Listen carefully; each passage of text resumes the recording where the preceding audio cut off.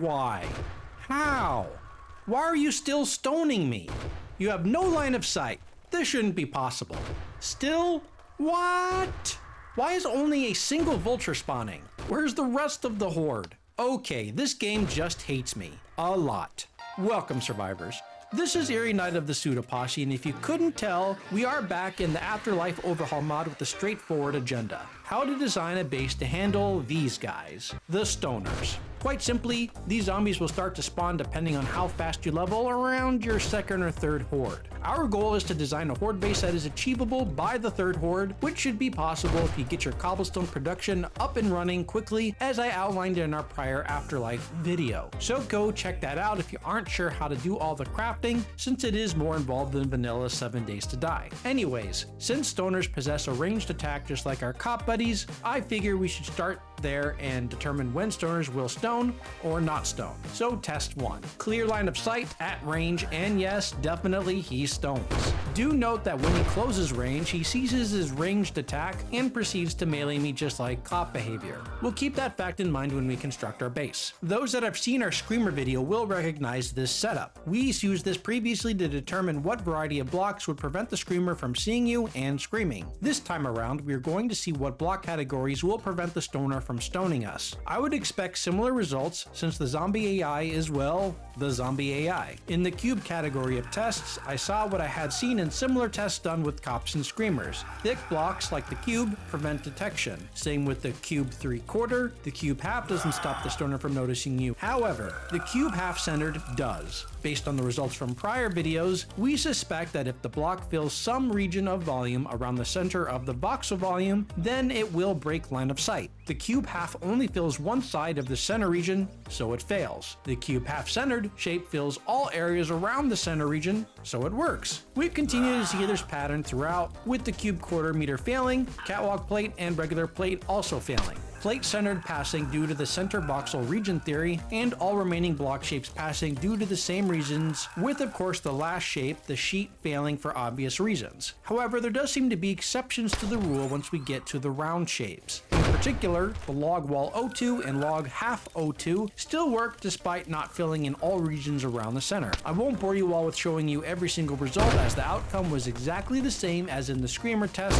so I'll have Taco just pop up the results from that video. Except with one difference. For, I don't know, reasons, the ramp 6 meter shape did not work with the stoner. I tried multiple times and it just didn't work. The 8 meter variant, however, does. Truly wonderful the mind of a zombie is. So let's get started. I shall start, as I usually do, with a nice set of stairs. This go around, we'll use the classic stairs filled shape. Place 3 of those side by side and switch to the stairs filled quarter shape and rotate those such that the step face is opposite the other side. We'll repeat this pattern and go 5 blocks high. Once we reach that approximate height, switch to the cube half and make a 1x3 row followed by a full cube 2x3 row. From these cubes, place pillars all the way to the ground. Do note that with the blueprint system, you are not bound by structural integrity, so you can build from top to bottom without any care. Just be careful when actually upgrading to not collapse your structure. For our base foundations, we will use the logs half O2 shape, as those were proven to be safe stoner shapes. We'll construct a 7x7 platform using the logs half corner shapes in the corners. Build up the walls to the height of our existing platform. Our next task is to start upgrading the blocks to cobblestone. Since blueprints are not solid, you cannot walk on them, and as we build higher,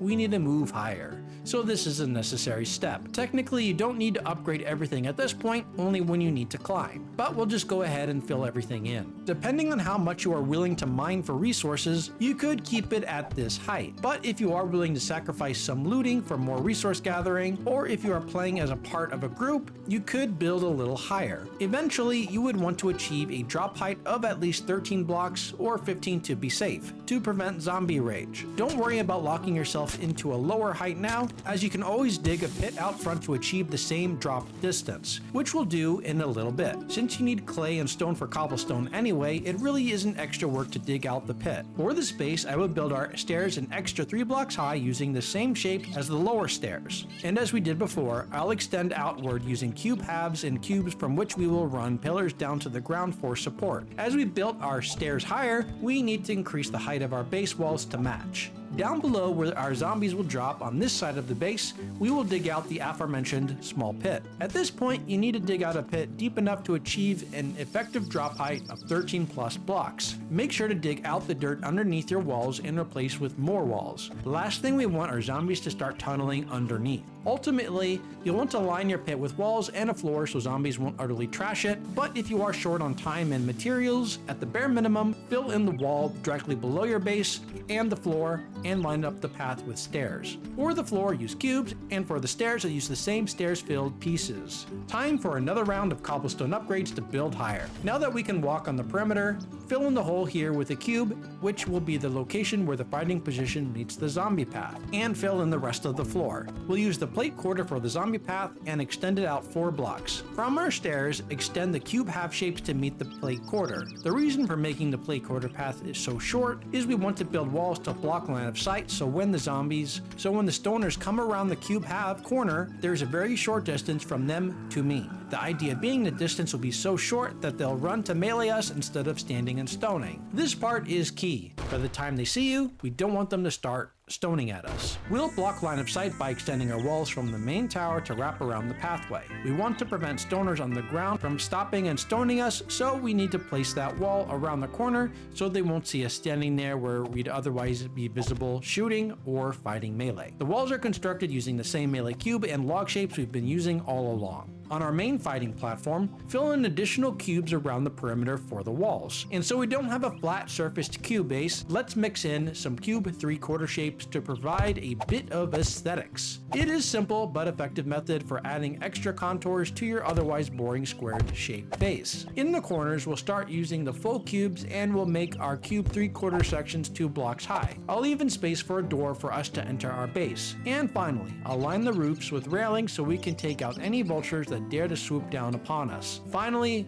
where we left an opening in front for the zombie path, fill it in with scaffolding ladder. Alright, we've done a lot of blueprinting. Now let's do our last round of cobblestone upgrades and get this base up and running for testing. But before we do a horde, we need a bit of oomph.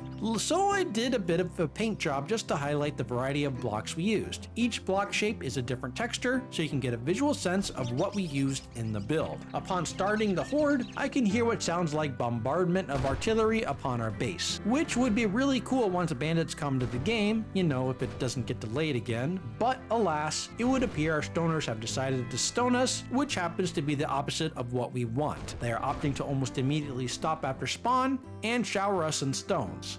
Hooray! First order of business is to return to daytime and watch a freshly spawned stoner, and like his horde brethren, immediately starts to spit, which indicates to me that he can somehow see us. Not to worry, let's block off some of the wall below and path and try again. Spawn in another stoner, and this time he runs a distance before stoning, which means we are on the right track.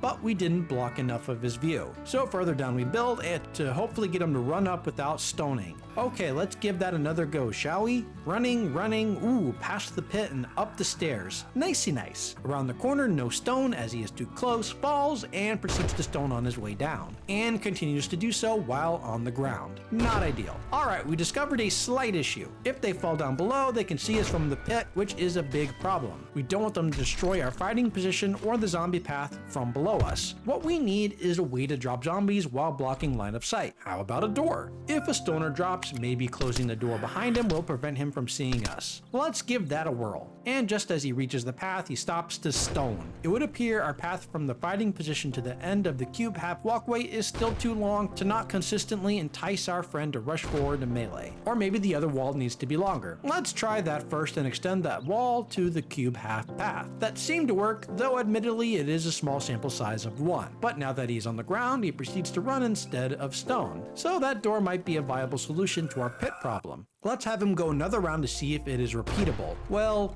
dang. He stopped to stone upon seeing us. I think we'll need to shorten the path. We want the stoner close enough that he'll more consistently run to us to melee attack. Just as a temporary measure, I'm going to shorten the path and make it look pretty later. And we'll bring our friend back to play once again and watch what he does. Looks like he ran right toward the scaffold. Nice. And if we pop up the door, Down he goes, and make sure to close it right behind him. Now that he has landed on the ground, he proceeds back up again. Time for another lap, again, right toward the scaffold. That part seems improved, and the door once again.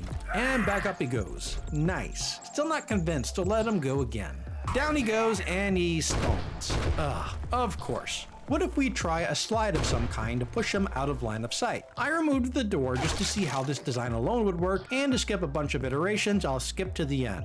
Off to the races he goes, and we'll wait for him at the end where we have two slides. One to get him down, and the second to push him underneath. And all for nothing it would seem. I think if you built higher and a longer slide it could work, but given our spatial constraints, let's go back to the door. Ultimately I decided to clean up the impromptu modifications I did and do a better job of it. I shortened the path and lined the cubes vertically in the corner with some ramps in front to herd them into the tight space. I am leaving the first two plate quarter shapes and putting in a door at the end. I do wonder if this will be too good with zombies running around the corner and falling. I don't want this to be an AFK base, so I'll have to monitor that. And along with the door, I decided to put in a wedge narrow slide, using, you guessed it, the wedge narrow shapes, starting from the wedge narrow tip to the wedge narrow low, middle, and high, and back to the tip. Okay, with that modification, time to try out another horde. So far, no artillery noises, which is great. Either they haven't spawned in yet, or it is working. Time will tell. But wow, our plate quarter setup is really good.